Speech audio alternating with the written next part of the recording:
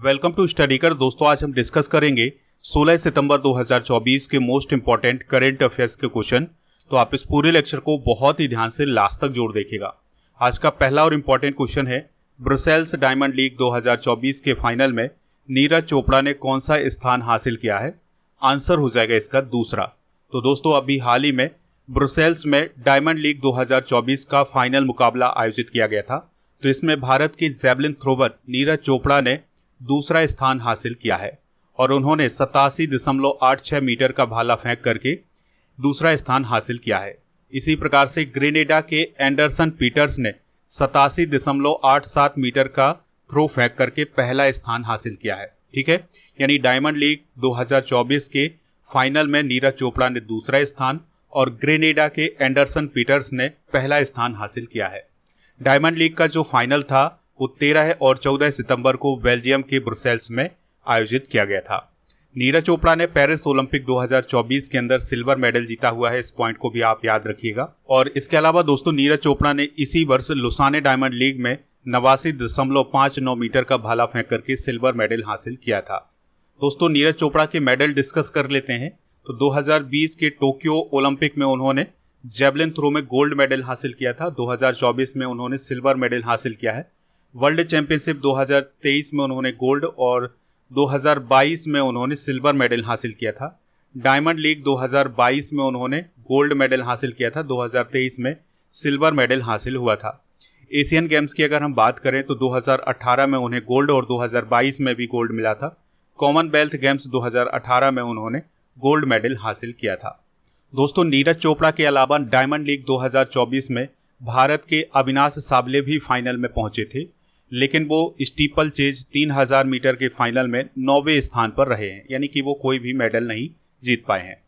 आप इस पूरे लेक्चर को बहुत ही ध्यान से लास्ट तक देखिएगा। लास्ट में आपसे क्वेश्चन पूछा जाएगा जिसका आंसर आपको कमेंट बॉक्स में बताना है। अगर आप चैनल पर पहली बार आए हैं तो चैनल को सब्सक्राइब कर लें, बेल आइकन भी दबा लें जिससे आपको समय पर सबसे पहले नोटिफिकेशन मिल सकेगा।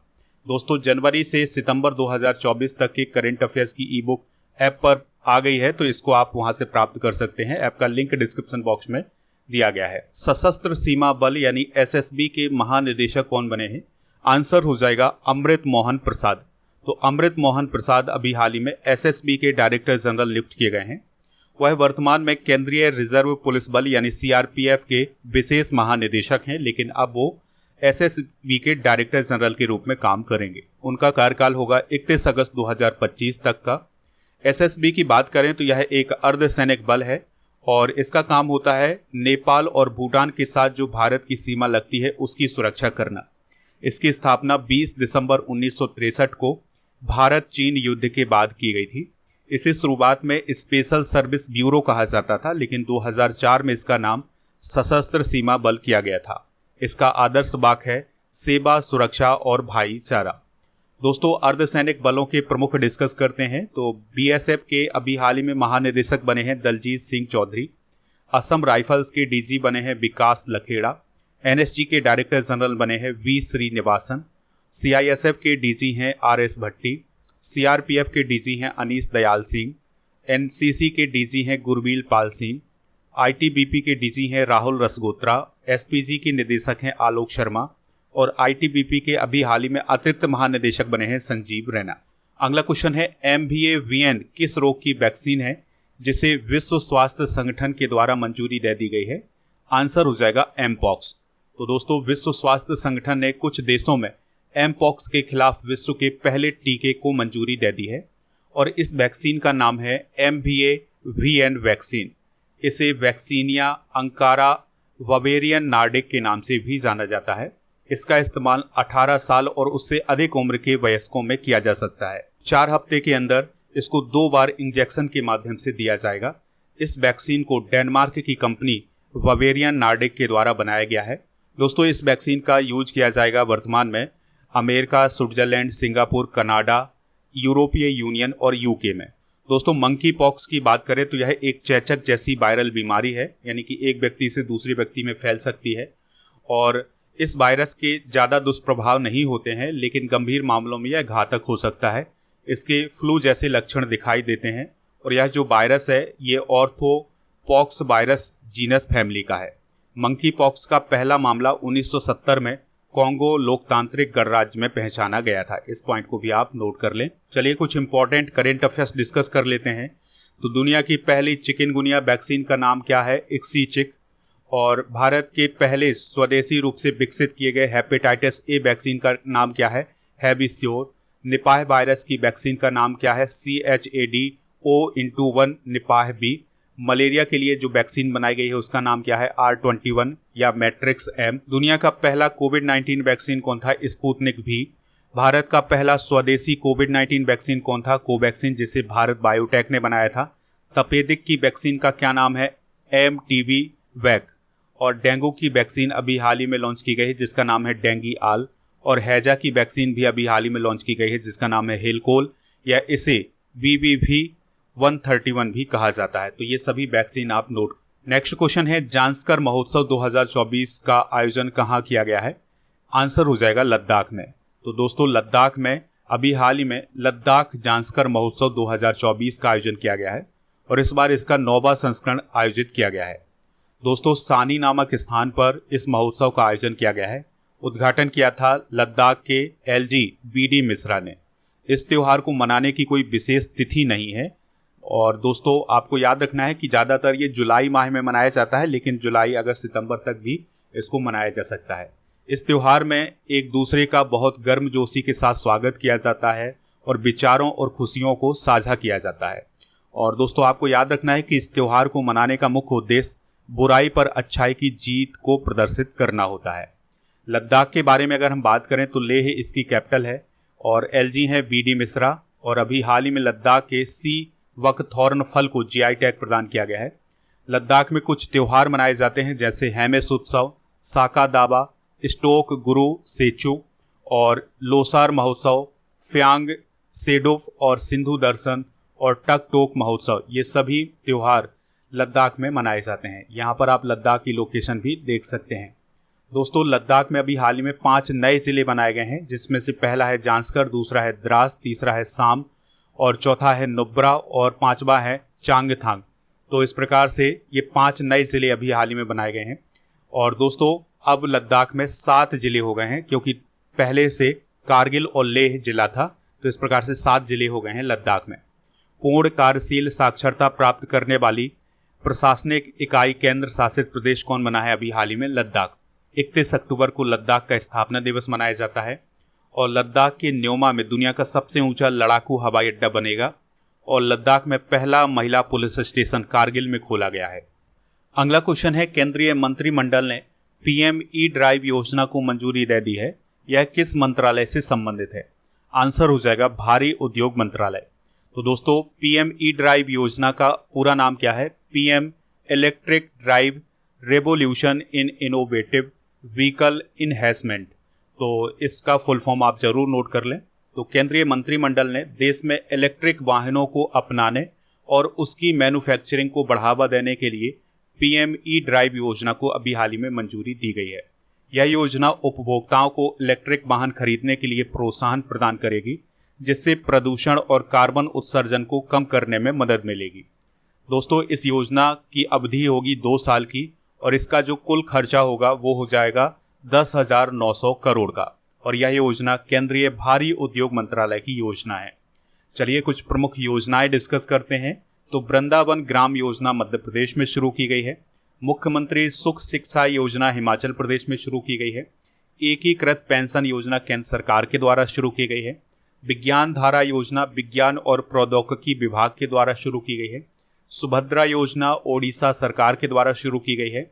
नलगंगा बैनगंगा नदी जोड़ो परियोजना महाराष्ट्र सरकार के द्वारा शुरू की गई है। इंदिरा गांधी प्यारी बहन सुख सम्मान निधि योजना हिमाचल प्रदेश में शुरू की गई है। इंदिरा अम्मा आवास योजना तेलंगाना में शुरू की गई है।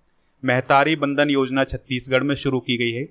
उत्तर पूर्व परिवर्तनकारी औद्योगिकीकरण योजना केंद्र सरकार के द्वारा शुरू की गई है।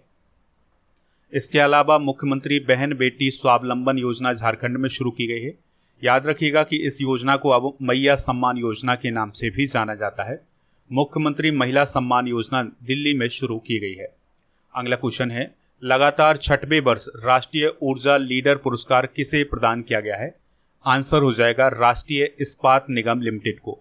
तो दोस्तों अभी हाल ही में राष्ट्रीय इस्पात निगम लिमिटेड को लगातार 6वें वर्ष राष्ट्रीय ऊर्जा लीडर पुरस्कार से सम्मानित किया गया है। और यह जो पुरस्कार है ये भारतीय उद्योग परिसंघ के ग्रीन बिजनेस सेंटर के द्वारा प्रदान किया गया है। और इसके अलावा राष्ट्रीय इस्पात निगम लिमिटेड को लगातार 8वें वर्ष उत्कृष्ट ऊर्जा कुशल इकाई पुरस्कार भी प्रदान किया गया है। बात करते हैं राष्ट्रीय इस्पात निगम लिमिटेड की, तो यह एक नवरत्न कंपनी है भारत की और यह विशाखापत्तनम स्टील प्लांट की कॉरपोरेट इकाई है और इसे विजाग स्टील के नाम से भी जाना जाता है। इसकी स्थापना 1982 में की गई थी। मुख्यालय इसका विशाखापत्तनम में है। चलिए कुछ प्रमुख पुरस्कार डिस्कस कर लेते हैं। तो अभी हाल ही में श्रेणी फर्स्ट में सबसे स्वच्छ वायु शहर कौन बना है? सूरत। ई गवर्नेंस गोल्ड पुरस्कार 2024 अभी हाल ही में महिला एवं बाल विकास मंत्रालय को प्रदान किया गया है। रेमन मैग्सेसे पुरस्कार अभी हाल ही में जापान के हायायो मियाजाकी को प्रदान किया गया है। 70वें राष्ट्रीय फिल्म पुरस्कार में बेस्ट एक्टर का अवार्ड ऋषभ शेट्टी को प्रदान किया गया है और 70वें राष्ट्रीय फिल्म पुरस्कार में बेस्ट फीचर फिल्म का अवार्ड आट्टम को दिया गया है। पार्डो अल्ला कैरियरा अवार्ड अभी हाल ही में शाहरुख खान को प्रदान किया गया है। राजभाषा गौरव सम्मान 2023-24 HPCL विशाखा रिफाइनरी को प्रदान किया गया है। ओलंपिक ऑर्डर अभी हाल ही में अभिनव बिंद्रा जी को प्रदान किया गया है और सर्वश्रेष्ठ प्रौद्योगिकी पुरस्कार भारतीय मसाला अनुसंधान संस्थान यानी IISR को प्रदान किया गया है। अगला क्वेश्चन है तरंग शक्ति सैन्य अभ्यास 2024 का दूसरा चरण किस राज्य में आयोजित हुआ है? आंसर हो जाएगा इसका राजस्थान। तो दोस्तों अभी हाल ही में सैन्य अभ्यास तरंग शक्ति 2024 का आयोजन राजस्थान के जोधपुर में किया गया है और यह अभ्यास 1 से 14 सितंबर 2024 तक आयोजित किया गया था। इसमें America, Australia, Greece, Bangladesh, Singapore और UAE की वायुसेनाएं शामिल हुई थी और यह भारत की वायुसेना की मेजबानी में होने वाला पहला बहुराष्ट्रीय हवाई अभ्यास है। इसका जो पहला चरण था ये 6 से 14 अगस्त 2024 तक तमिलनाडु के सुलूर में आयोजित किया गया था और दूसरा चरण आयोजित किया गया था राजस्थान के जोधपुर में। तो जो पहला चरण आयोजित किया गया था उसमें जर्मनी, फ्रांस, स्पेन और ब्रिटेन की वायुसेनाएं शामिल हुई थी। इस सैन्य अभ्यास का प्रमुख उद्देश्य है सैन्य सहयोग को बढ़ावा देना। और दोस्तों इस सैन्य अभ्यास के बारे में आपको याद रखना है कि यह भारत में आयोजित होने वाला अब तक का सबसे बड़ा अंतरराष्ट्रीय वायु अभ्यास है। चलिए कुछ प्रमुख युद्ध अभ्यास या मिलिट्री एक्सरसाइज डिस्कस कर लेते हैं। तो अभ्यास डस्टलेक का आयोजन भारत उज्बेकिस्तान के बीच, IMT ट्राइलेट 2024 का आयोजन इंडिया, मोजाम्बिक और तंजानिया के बीच हुआ है। टाइगर ट्रायम्फ 2024 भारत अमेरिका के बीच, अभ्यास लामितीय भारत सेशेल्स के बीच, सी डिफेंडर्स अभ्यास भारत अमेरिका के बीच, समुद्र लक्ष्मण भारत मलेशिया के बीच, धर्म गार्जियन अभ्यास भारत जापान के बीच, शांति प्रयास 4 अभ्यास जो कि एक बहुराष्ट्रीय अभ्यास था ये नेपाल में आयोजित किया गया था। वायु शक्ति अभ्यास 2024 का आयोजन भारत में किया गया है और सदा तंसीक अभ्यास 2024 भारत और सऊदी अरब के बीच आयोजित किया गया है। अगला क्वेश्चन है भारतीय लाइट टैंक जोरावर का प्रारंभिक ऑटोमोटिव सफल परीक्षण किसने किया है? आंसर हो जाएगा DRDO ने। तो देखिए दोस्तों भारत में एक नया टैंक बनाया गया है सेना के लिए और यह बहुत ही लाइट यानी बहुत ही हल्का टैंक है जो कि ऊंचाई वाले क्षेत्रों में आसानी से पहुंच सकता है और वहां पर युद्ध में भाग ले सकता है। तो इस टैंक का नाम क्या रखा गया है? जोरावर। तो इसका अभी हाल ही में DRDO के द्वारा ऑटोमोटिव परीक्षण किया गया है यानी कि यह किस प्रकार से काम करता है इसका परीक्षण अभी हाल ही में किया गया है। और जोरावर एक स्वदेशी रूप से डिजाइन और विकसित किया गया हल्का टैंक है, इस बात को आप याद रखिएगा। और इसे लड़ाकू वाहन अनुसंधान एवं विकास प्रतिष्ठान यानी CBRDE के द्वारा लार्सन एंड टुब्रो लिमिटेड के सहयोग से डेवलप किया गया है और इसका नाम सैन्य जनरल जोरावर सिंह कहलूरिया के नाम पर रखा गया है। इस पॉइंट को भी आप याद रखिएगा। इसका जो अधिकतम वजन है वो है 25 टन और यह टैंक ऊंचाई वाले क्षेत्रों में हमला करने में सक्षम है। 2027 तक भारतीय सेना में शामिल हो सकता है। डिफेंस से रिलेटेड कुछ इंपॉर्टेंट करंट अफेयर्स डिस्कस कर लेते हैं। तो DRDO ने आकाश NG मिसाइल का उड़ान परीक्षण अभी हाल ही में किया है और इसकी रेंज कितनी है? 40 से 80 किलोमीटर की। सहयोग काइसिन अभ्यास 2024 का आयोजन चेन्नई में भारत और जापान के तटरक्षकों के बीच अभी हाल ही में आयोजित किया गया है। भारतीय नौसेना को पहला स्वदेशी स्टार लाइनर ड्रोन दृष्टि 10 अभी हाल ही में प्राप्त हुआ है। डीआरडीओ के द्वारा स्वदेशी असॉल्ट राइफल उग्रम अभी हाल ही में लॉन्च की गई है। डीआरडीओ ने 66वां स्थापना दिवस 1 जनवरी 2024 को मनाया है।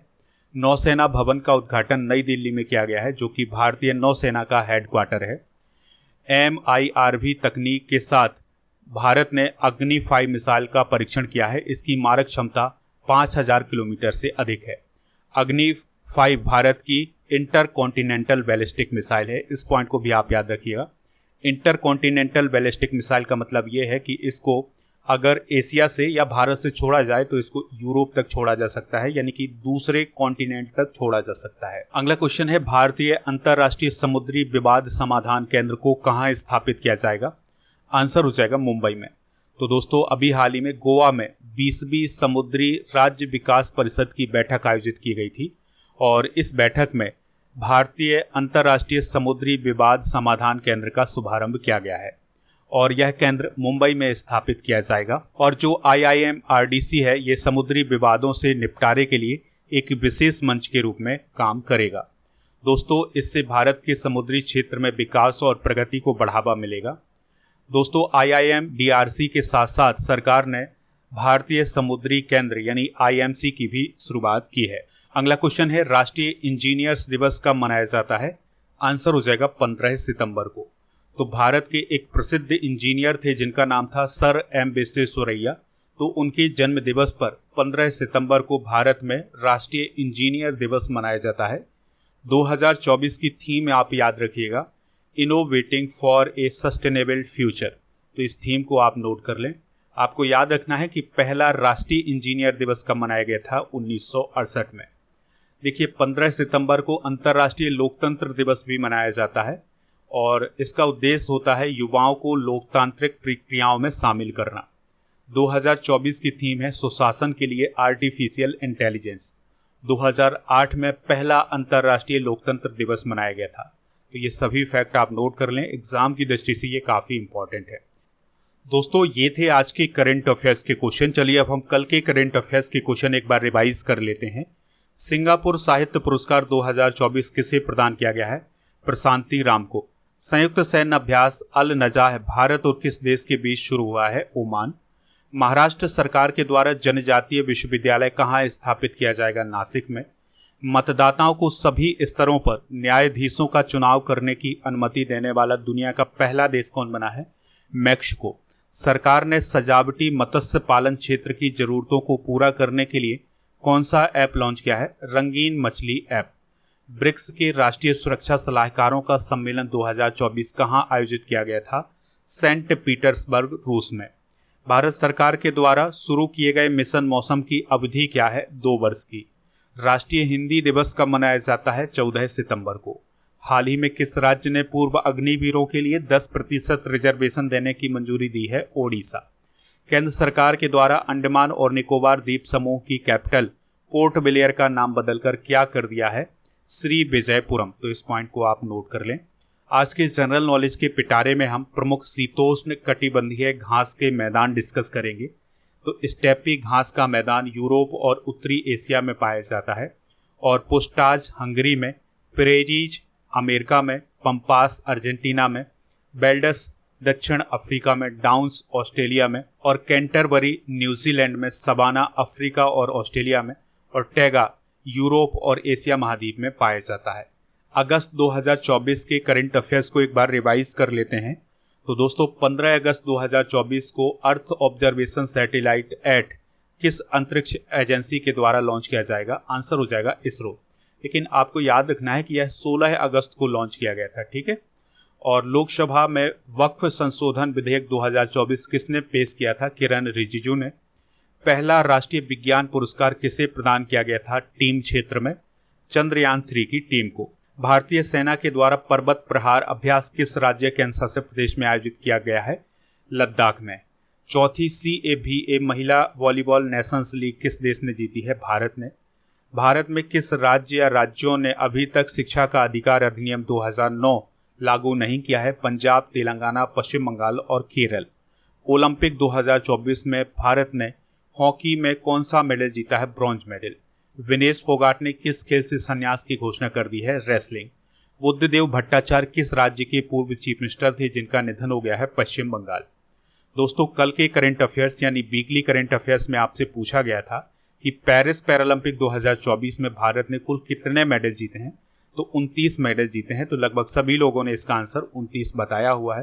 दोस्तों आप स्टडी करके ऐप को डाउनलोड कर लें। यहाँ पर आपको paid course, e book, test series, daily current affairs की PDF, class note, test pass, ये सभी मिल जाएगा। टेस्ट पास में भारत में जितने भी कॉम्पिटिटिव एग्जाम आयोजित किए जाते हैं उन सभी के लिए टेस्ट मिल जाएंगे।